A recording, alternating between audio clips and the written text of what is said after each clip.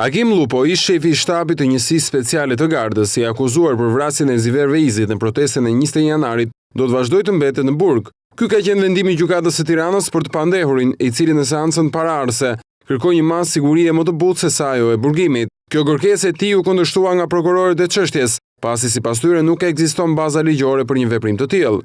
Organi i akuzës u shpreh se aktualisht ajo është në fazën e paraqitjes së provave dhe lirimi i pandehurit mund të dëmtojë ecurinë e procesit, ndërsa prokuroria në vijim të procesit kërkoi thirrjen si dëshmitar në seancën e radhës të deputetëve socialist Besnik Baraj, Tom Doshi dhe Paulin Stërkaj.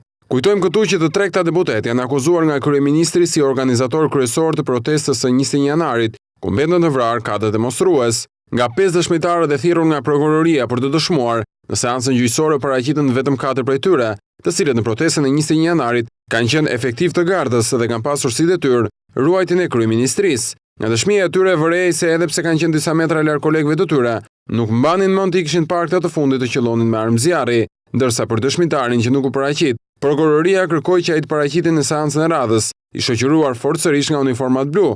Kërkesë u miratua edhe nga trupi gjykues. Seanca e radhës do të zhvillohet në datën 3 tetor.